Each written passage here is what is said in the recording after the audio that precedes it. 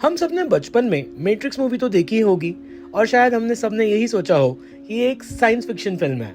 लेकिन क्या आप जानते हैं, इस फिल्म में हिंदुइज्म के कई गहरे कॉन्सेप्ट्स छुपाए गए हैं। आज हम एक्सप्लोर करेंगे कि कैसे द मैट्रिक्स और हिंदुइज्म की फिलॉसफीज एक दूसरे से जुड़ती हैं। So we'll start off with first discussing the concept of maya and reality.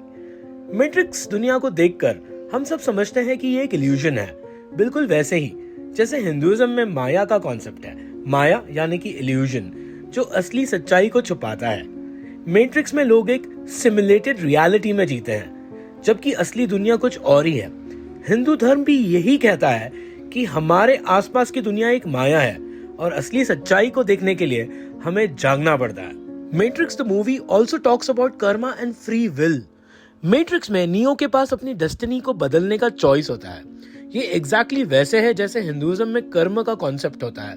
हमारे एक्शंस यानी कर्म हमारी फ्यूचर को शेप करते हैं। नियो का चॉइस रेड पिल या ब्लू पिल लेना एक प्रकार का डिसीजन है जो उसके कर्म और फ्यूचर को बदलता है।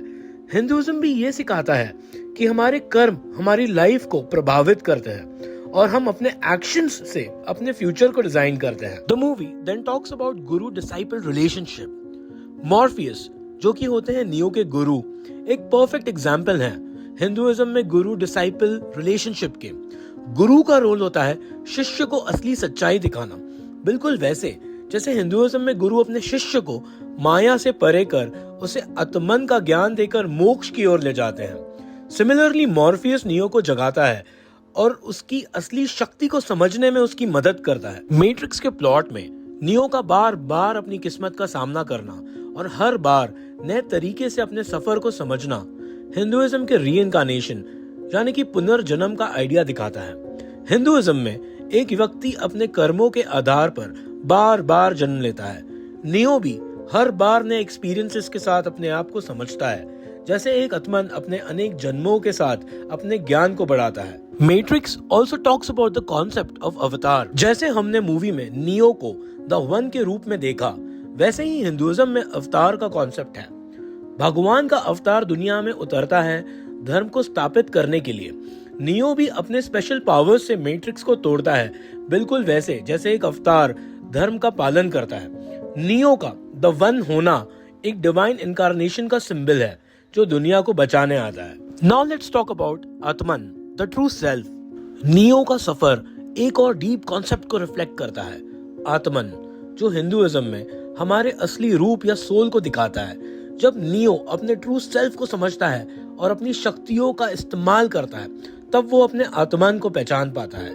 नियो का रियलाइजेशन एक हिंदू सीकर का अपने आत्मन का ज्ञान प्राप्त करने के समान है, जब वो अपने इंटरनल ट्रुथ को समझता है और इल्यूजन को तोड़ता है। You should be surprised that Matrix even has references to the concept of मोक्ष यानी लिबरेशन।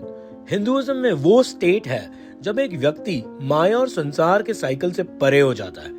मैट्रिक्स में भी नियो का अल्टीमेट गोल भी लिबरेशन ही है। ये वही मोमेंट है जब वो अपनी पावर्स को फुल पोटेंशियल तक यूज कर पाता है और मैट्रिक्स को तोड़ देता है। ये सिंबल है उसके मोक्ष प्राप्ति का, जब वो अपने आत्मन को समझकर इल्यूजन से बाहर निकल पाता है।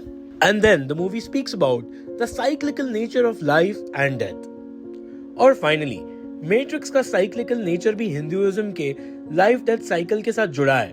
मैट्रिक्स में दुनिया बार बार रीसेट होती है, जैसे कि एक इन्फिनाइट लूप। हिंदुइज्म में भी ये विचार है कि जन्म और मृत्यु का साइकिल कभी ना रुकने वाला होता है, जब तक एक व्यक्ति अपने ट्रू सेल्फ को नहीं समझ ले। नियो का ट्रांसफॉर्मेशन और उसका वन बनना इस साइकिल को तोड़ने का एक प्रयास है। तो बेसिकली द मैट्रिक्स सिर्फ एक फिल्म नहीं, बल्कि हिंदुइज्म के कई गहरे कॉन्सेप्ट्स का रिफ्लेक्शन है। माया, कर्म, रीइंकार्नेशन, आत्मन, मोक्ष और अवतार, ये सब थीम्स द मैट्रिक्स में दिखाए गए हैं। अगर आप इन थियोरीज को समझने की कोशिश करेंगे तो आपको पता चलेगा कि ये फिल्म एक स्पिरिचुअल जर्नी का रिप्रेजेंटेशन है, जो हम सबको अपनी असली सच्चाई तक ले जाती है।